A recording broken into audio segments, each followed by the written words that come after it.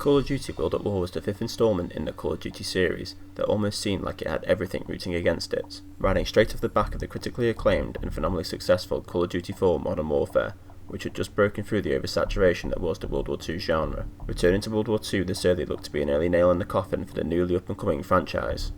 However, despite its perceived setbacks, Call of Duty World at War in my opinion occupied a different space within the World War II genre compared to its contemporaries, and much like a fine wine, my appreciation for it has grown more and more with time.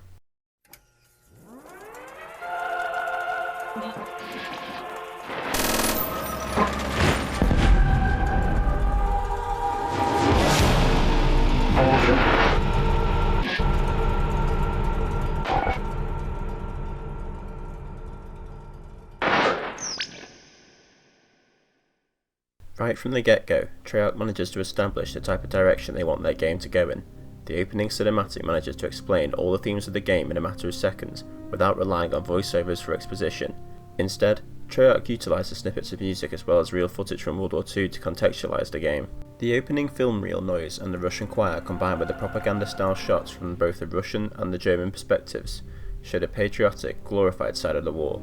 We see this particularly from the Russian side with footage from tanks, infantry, and fixed guns.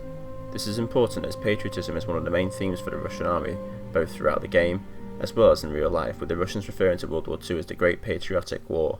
After the explosion of the fixed gun, we see what looks to be a flamethrower team, with the choir quickly dying down, to be overpowered by a haunting cry with some heavily distorted noise as the Treyarch logo gets revealed. This dramatic change in key and style creates a powerful sense of dread. What we really need to do is create a powerful sense of dread And an eerie, uncomfortable atmosphere for what you're about to play. The flamethrower footage represents the grim reality of war, with emphasis on the use of the flamethrower, a controversial yet essential weapon in World War II that would go on to be featured in the campaign in both theme and in gameplay. With the noise of an old television turned off, we are then greeted with this.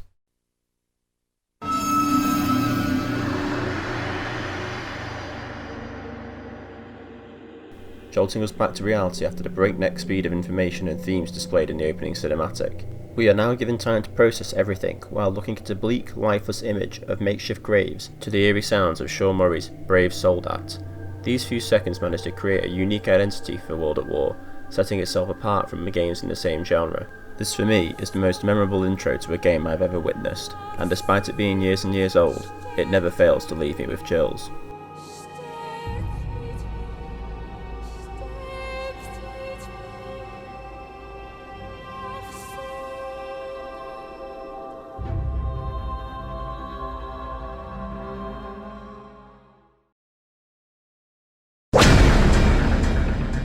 Call of Duty World at War's campaign is easily its most defining part, and clearly where the most passion and resources were put in. With the oversaturation of World War II games previously mentioned, Treyarch had to pull a unique spin on the same story we had seen countless times before. Without a second to spare, Treyarch established a unique style for their cutscenes that is a mix between the animation style of kinetic typography and old World War II sand tables, layered with clips of real footage much like the intro. This style of cutscene is both effective as well as being visually unique, as it conveys precise information such as numbers or units in a clear fashion, whilst also connecting the player to the larger events that are about to unfold by using real footage, reminding us of the historical context of these missions, all together with narration from the relevant faction leader. Miller's reconnaissance team landed there almost a week ago. Since then we've heard nothing. The waiting's over. We're going in. They stand for Germany. They die for Germany. Building by building, room by room, one right at a time. This style of cutscene gives the player as much or as little information and context as they would like, providing a glimpse of the bigger picture at work. The cutscenes show a resemblance to the Modern Warfare series, but with their own historical twist. One thing that World at War does better than Modern Warfare in its cutscenes is establish subtle themes. For example, the ever-present rising sun over the horizon in most of the American cutscenes, representing the intimidation of the Japanese Imperial Army and how vulnerable the Americans felt at every moment. On the Russian side, the cutscenes represent the momentum of the Red Army, with the globe panning quickly towards Germany with large red arrows. This represents the sheer size of the Red Army. The colour palette for both sides' cutscenes is also deliberately chosen to be the same colours as the nation's flag to represent the patriotism found on both sides, while also providing a good colour contrast for the information shown. In Treyarch's next game, Black Ops, they went for a similar style of fast-moving information and real footage. However, I don't think this style works as well when compared with World at War. This is mainly because of the setting being black operations, meaning a lot of the information displayed is only visible for a few seconds before being quickly obscured, but also the sheer quantity of information displayed, which is often irrelevant, can confuse the player instead of providing them with additional context. This approach, while not as effective, is understandable when considering the tones and themes of the game, and helps create a different feeling of being a covert operator rather than just another soldier. Having just come off playing Infinity Ward's latest game, Modern Warfare 2019, noticing a lot of quality of life improvements, such as indicators for exploding barrels and cars, going back to World at War with the abundance of explosives was somewhat annoying. While the level of grenades thrown at you on regular difficulty isn't anywhere near the infamous amounts thrown at you on veteran difficulty,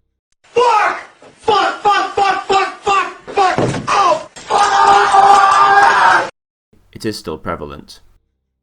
World at War maintains the core gameplay experience of all the Call of Duty games, unfortunately carrying over annoying 2008 things like having to wait for characters to open doors for you and occasionally noticing respawning enemies.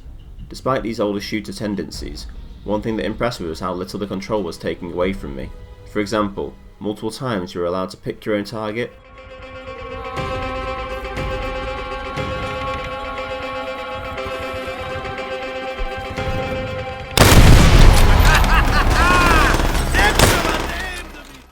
Choose your own path. I know to trust your instincts. Left or right, you lead the way. Or decide how someone dies. Fast or slow. Dimitri, it is your choice. Of course there are scripted moments, button prompts and occasionally QuickTime events. However, they are nowhere near as obnoxious when compared with later games in the series.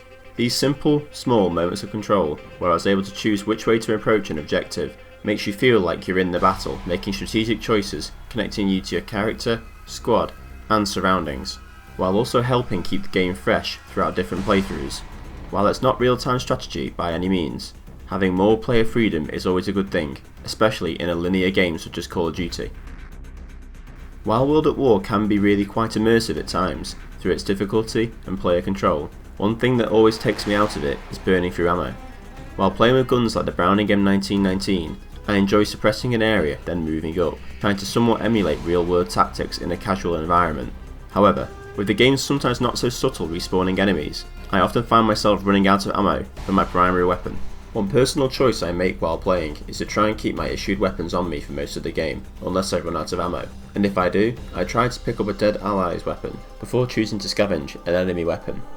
I do this mainly to immerse myself as another soldier on the battlefield, but also because of an interest in firearms. While scavenging enemy weapons can sometimes be immersive, for example during the intro or playing as the Russians, as using enemy weapons against the Germans is often an objective or theme during the Russian missions. Having to do an exploit to kill my allies for ammo isn't immersive, and it's something I wish Call of Duty games would work on more. A time where this problem was tackled well was during Call of Duty World War II, where your squad gave you health and ammo, which in my opinion helps with immersion, as well as creating a better player-AI bond. Respawning enemies is another big immersion breaker, especially when it's so overt, during missions like Heart of the Reich. This breaks my immersion as, like previously mentioned, I enjoy suppressing an area or sniping to clear a path to move up, but in some instances, the enemies will just come straight back and take up the exact same positions you just killed their allies from, even with the exact same animations. This really makes the game feel dated when compared with later entries in the franchise, and often makes the player feel unaccomplished, as the progress you just made is immediately undone, as the AI isn't advanced enough to be able to exploit the gap you just created, making these moments feel more like an endless shooting gallery for filler instead of a unique tactical opportunity where a high power, satisfying weapon like the PTRS-41 or the 1903 Springfield is presented to you. This takes away freedom from the player and limits the amount of viable playstyles that you can choose, as you have to be aggressive and push through yourself to hit a trigger to stop enemies from respawning. Of course the game has sniper segments where you cover moving up troops in Vendetta, but this experience is very scripted and cinematic, so when you talk to your friends about this amazing shot you got on a guy with a flamethrower, most of your friends will have had that exact same experience. This is fine for 1 or 2 missions, but for the rest of the game, it's like you're being presented with a sandbox offering alternative paths, high ground, low ground, differing cover and weapons, but the scripting and code of the game forces you down the exact same path, no matter how many times you replay the game.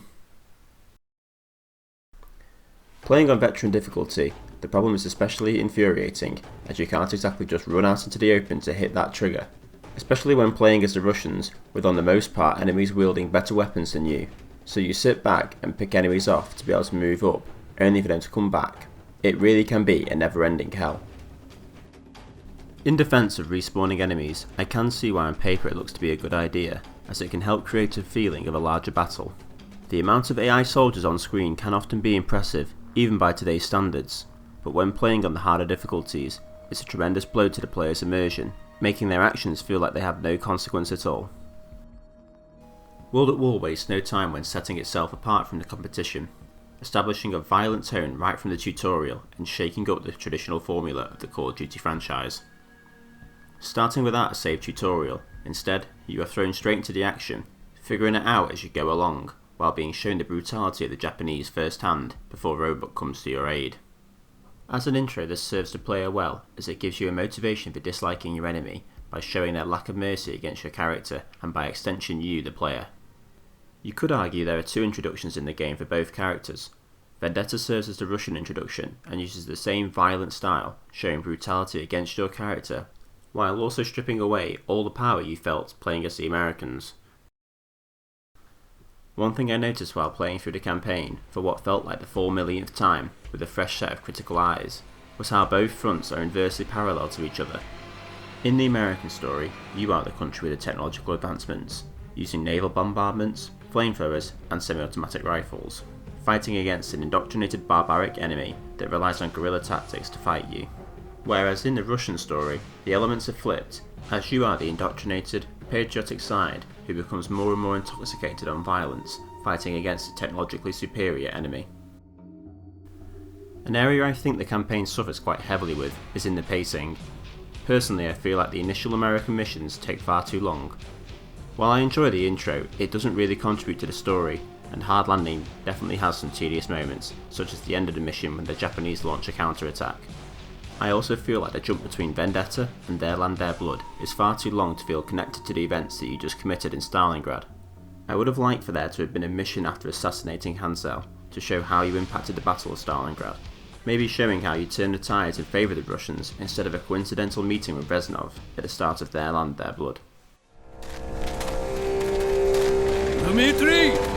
Finish those rats! Once again, you cheat death. Our tanks are ready to smash. The mission that always kills the momentum for me is Blood and Iron. While this mission provides a unique gameplay experience, it feels so underdeveloped and poorly optimised. This mission grinds me down with its repetitive sound design.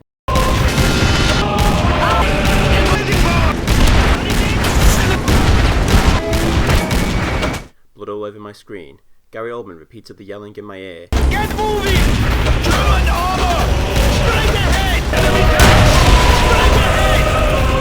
What are you waiting for?" And the Russian battle theme endlessly playing, even during the slow moments.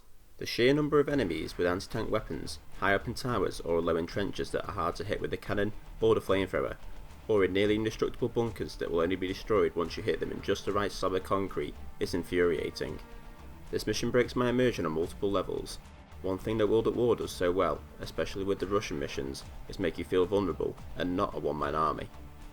This mission embraces the one-man army trope, seen later in the franchise, letting you completely control the main gunner, secondary flamethrower gunner, and driver of a tank that is somehow magically regenerating its armour. While I understand these are all sacrifices made for the player to enjoy all the elements of tank combat, for me, despite the openness of the level, allowing for lots of player freedom, this mission ultimately falls flat and feels like a glorified, poorly optimised turret section.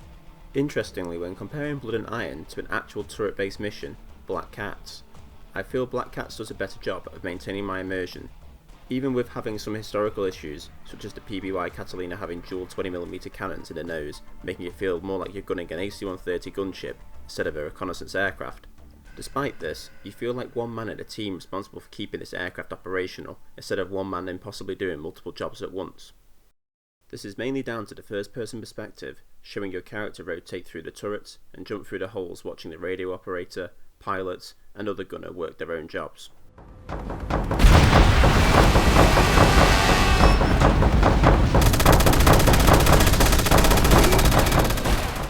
Taking the blueprint from Black Cat and applying it directly to Blood and Iron wouldn't work, however. The segment would be far too boring and would be the type of turret section I'm trying to disassociate this mission with. Instead, you could start off either as a machine gunner on top of the turret, or with a flamethrower gunner inside of the tank, all in first person. Then after Get Out, moving through the tank, showing the crew, before being handed a rifle to play on foot and direct fire for the tanks. Almost like the Modern Warfare 2 mission, Exodus, or even previously, like in Little Resistance with the naval bombardments. Instead of this time, you'll be working alongside Reznov gunning in the tank, continuing the bond between the both of you. The story, especially on the American side, is generic and predictable. While you can change the outcome with who dies, there isn't much development of the characters that fight alongside you. For me, the American missions presented the best gameplay, offering the most unique loadouts, environments, and varying enemies with the Banzai attacks. On the other side of the globe, the Russian story tells more of a character-based story with commentary on violence and patriotism. As much as I enjoyed the thematic commentary, the character side didn't engage me beyond the connection between you and Reznov. Gary Oldman, despite my gripes with Blood and Iron, blows his performance out of the park with the character of Reznov. Today is that day. The thing about doing any kind of voiceover work is that you're not restricted to how you look. Do not stop shooting! Now! Cleave their heads from their shoulders! The way he addresses the character makes you feel like a badass. Subtle things like when he hands you a PPSH at the start of Heart of the Reich, and his constant admiration of you really make you want to impress him. I can barely see! I can hardly breathe! Complaining will not help. Just keep low. In Stalingrad, Dmitri and I go through many smoke-filled buildings. Do you hear him complaining? As your character looks up to him, almost like a father figure, with him being the older veteran of the group. Chernov's character I find interesting, because he is the opposite of Reznov and your character Dmitri. Reznov's constant appraisal of Dmitri and his berating of Chernov builds up to make you feel like the violence you commit in the name of the revenge of Russia is justified, and it is only in Chernov's death we hear his perspective on Dmitri. April 30th, 1945. When he first spoke of Dmitri, Reznov told tales of a hero. Someone we should all aspire to be like. At times, I have seen him show mercy, but at others act with complete brutality. I do not understand him. Perhaps heroes need not question their actions. This allows us a moment of reflection on the choices we have made and the actions we have committed. While this moment works well, I feel it could have carried more weight if Reznov was reading the diary entry instead, as the man who has been constantly building you up would finally be criticising you. In conclusion, what is it that I find so captivating about World at War's campaign? Despite knowing every beat of the story and where every enemy is going to hide, what keeps bringing me back? Simple. It's the battles and environments this game creates that lead me to be completely immersed. It's the uniquely rendered guns only seen in Blowtorch and Corkscrew. It's the ping of your M1 Garand as your naval barrage decimates a Japanese line. It's throwing a mortar shell at defensive positions in Shuri Castle, but most importantly, it's the music. Sean Murray's music has the same desire Treyarch had when making World at War, the desire to be unique in an oversaturated genre. Sean Murray stated in an interview that he usually starts with the main theme first, as it dictates the tone of the media. This can be seen in World at War, especially when comparing Sean Murray's score and title music against similar games set in the same genre. They usually feature a more cinematic, Steven Spielberg style. A clear example of a Spielberg-esque score would be Michael Giacchino's work with Medal of Honor Frontline. While there is nothing wrong with the style score, Call of Duty would even copy this style with games like Call of Duty 3. It works best with the one-man army cinematic views of World War II, such as the ones Medal of Honor was designed to be. World at War, on the other hand, was not that kind of game. Sean Murray's work instead features guitar in both acoustic and electric styles, heavy percussion, and uses of what I've deemed geographical influences. This can best be shown in the American Pacific Theatre, with brief uses of oriental instruments such as flutes and chimes.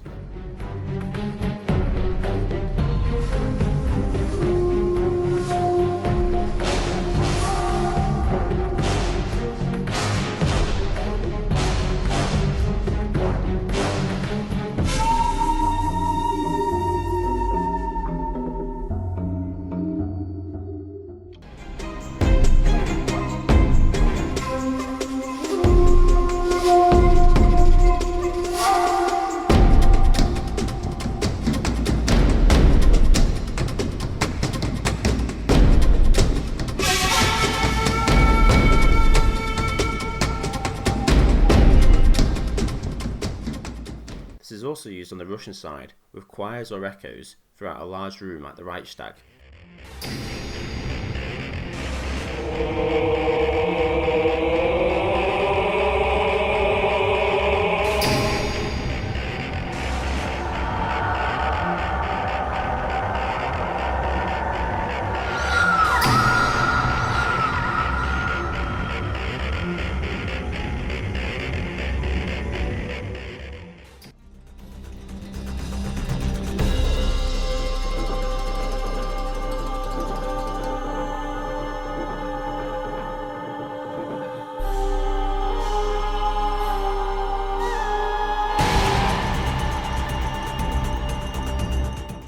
The music, alongside the core gameplay encouraging you to be aggressive, with satisfying gunplay and sound design, is what elevates moments in the campaign from being a shooter in an oversaturated genre to an experience.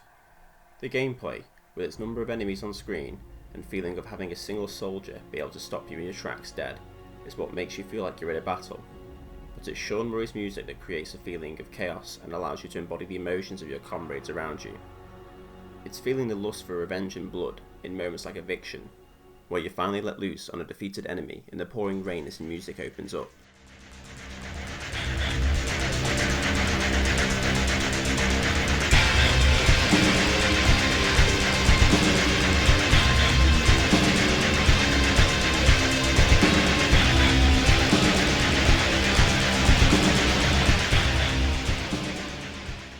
Taking out your anger and lust for revenge on anything left moving to the sound of black metal-esque electric guitar.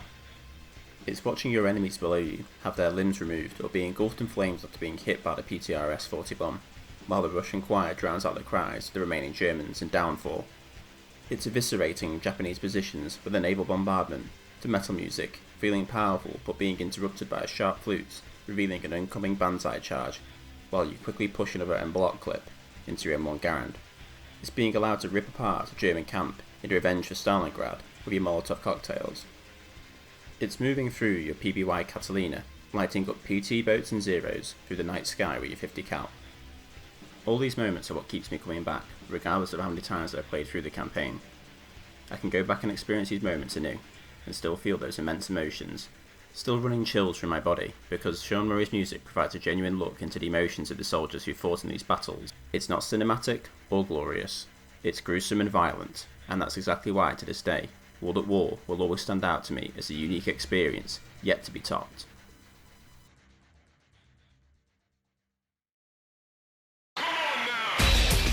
While on paper, the multiplayer is just a World War II reskin of Call of Duty 4 Modern Warfare's multiplayer, in practice, there's more to it. World at War's multiplayer occupies a strange place within the history of multiplayer in the franchise. It doesn't innovate enough on COD 4's formula to stand out, and then is completely overshadowed by Modern Warfare 2, with its explosive innovations in creator class and with kill streaks. Despite how dated World at War is, and often feels, especially in areas such as customization, the game offered me a more back to basics feeling compared to Modern Warfare 2019 with its multiple attachments. Being restricted to having only one simple attachment, such as an optical sight, a suppressor, or maybe a more unique option like a bayonet, feels almost refreshing, compared to Modern Warfare 2019, where someone can have the same base weapon as you, but can vastly outperform you because they have a different barrel and a more specific grip. While this level of customization allows for more longevity in the game's lifetime, going back to basics offers a more raw and almost primal experience, meaning the only thing separating player A from player B is their skill, in theory. Obviously certain guns outperform others in certain situations. You're not going to win a gunfight against a player with a sniper rifle across the map when you have a shotgun. Yet much like Modern Warfare before it, World at War has no shortage of overpowered weapons and perks. The infamous MP40 dual mag setup, with Juggernaut or stopping power and steady aim, will forever be an infamous setup. Perks such as stopping power, much like Modern Warfare before it, are the definition of a crutch perk. Without taking this perk, you are at a significant disadvantage to every other player, as most likely, they have stopping power on. This limits viable options for players to take perks such as Flak Jacket or Gas Mask, or even some of the more useful perks, such as Sleight of Hand. Although while experimenting with some of the higher damage weapons, such as the BAR, I did enjoy playing with Double Tap. Playing in 2020, one thing I noticed was how clunky a lot of the controls felt. Things like the vaulting animation or throwing grenades would often feel much slower than other games, even when compared to Modern Warfare. This could be down to the sometimes horrific lag that I experienced, making weapons like the 357 Magnum borderline useless. Yet even when playing with a strong connection, the game still felt clunky, but this gameplay quickly became a feature for me.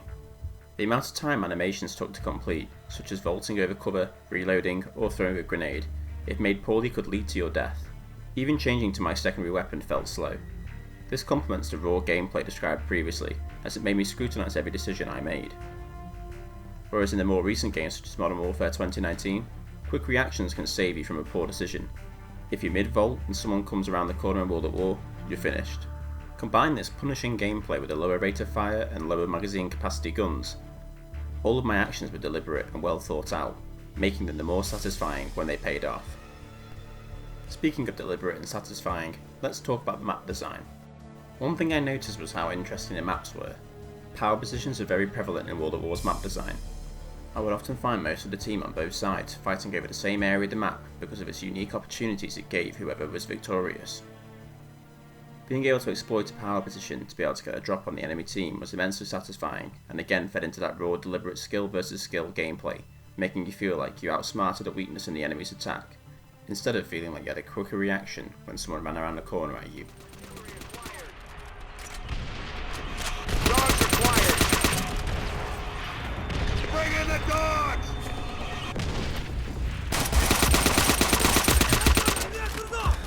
Oh, Brownie!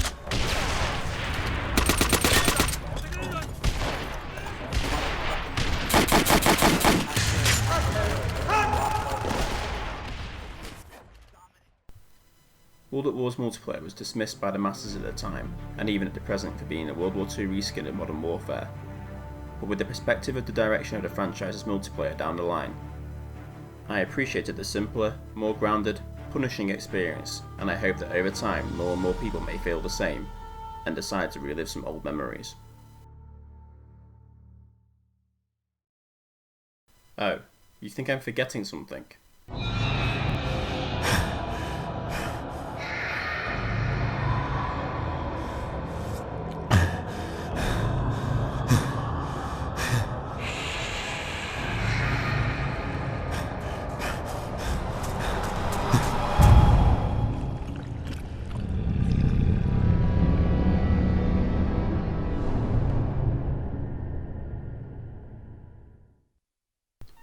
I'll never forget the first time I saw the intro for Untitled. Beyond scared, I remember going to buy the Kar 98K, shooting one zombie, and then immediately turning the game off. Putting all my pretentious artistic feelings aside, for the mainstream audience, the reason World at War stood out was a simple minigame after the conclusion of the campaign called Nazi Zombies. Treyarch could never have imagined that they were creating such an integral and recognisable mode, becoming synonymous for all of their entries into the franchise to come. A mode that would see other developers in the same franchise try to outdo or copy them, but fall just short of the fame and hype that surrounded Treyarch Zombies. Untitled was just the beginning. It showed how addictive a simple, well-optimised gameplay loop can be. Throughout World at War, each DLC became more and more ambitious each time. What started off as a small, simple minigame ended up as a fully fleshed out universe with lore and real-world tie-ins. Drink machines were added, giving the player perks from the multiplayer, along with upgraded and unique powerful weapons, teleporters, iconic perfectly voiced characters, Time to send those maggot sacks back to hell! and much more. These additions on top of the core formula established in Untitled kept players coming back for more. Zombies offered the thrill of hitting the mystery box, the potential of providing you with unique, godlike power, or potentially dooming you with a bolt-action rifle or worse. It gave us a sandbox to create unique clutch moments, formed from your knowledge of the game and the tactics that you develop. It provided hidden Easter eggs that added to the lore of zombies and the characters. Stand up! Stand up! Initiating test number 3. Subject is within the test chamber. Activate power. Or even play the hidden song, allowing you to slay zombies to thrash metal.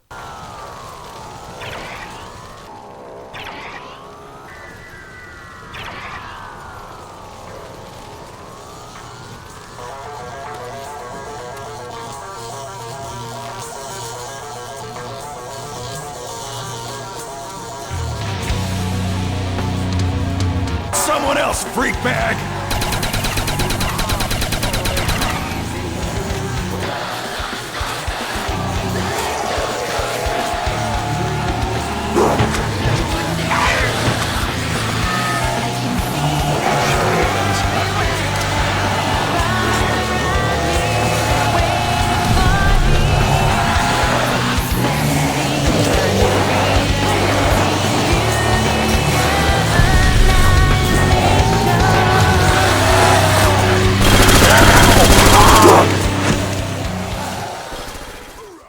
This was a personal favourite activity for me. Zombies became the main focus for me and my friends, and became inseparable from World at War as a game. Even talking today with old friends about this video who I grew up with playing World at War, the first question they'd ask me was, are you going to talk about zombies? While I think the best zombies gameplay was offered in Black Ops 1, I think that Treyarch could benefit from going back and seeing why people like the original maps more. World at War provides a glimpse into a simpler time that isn't just nostalgia. Playing the maps again now, they obviously feel dated, but they also feel way more satisfying when you gun down the undead. Later iterations of zombies focus more on Easter eggs, to the point where they became a requirement to play the game and unlock items. While setting challenges for players to unlock Pack-a-Punch or turn the power on is good, and provides something to do, the newer Zombies map have lost the simplistic, switch your brain off feeling that World at War and Black Ops had. There's just a certain feeling you get when pummeling a zombie with a Winchester 1897 trench gun that I never get tired of.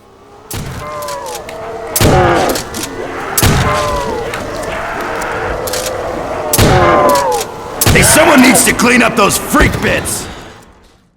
All in all, World at War offered a phenomenal, unique campaign, a passable multiplayer, and started a franchise staple with zombies. While at the time, the World War II genre had become oversaturated and fatigued, with Call of Duty's return to World War II in 2017, people have come back to appreciate World at War for its uniqueness in representing the largest conflict in human history. Thank you for watching and listening. This took a very long time to make, but I've enjoyed every second of it. Thank you to all my friends who have encouraged and supported me in the making of this essay. I hope you enjoyed.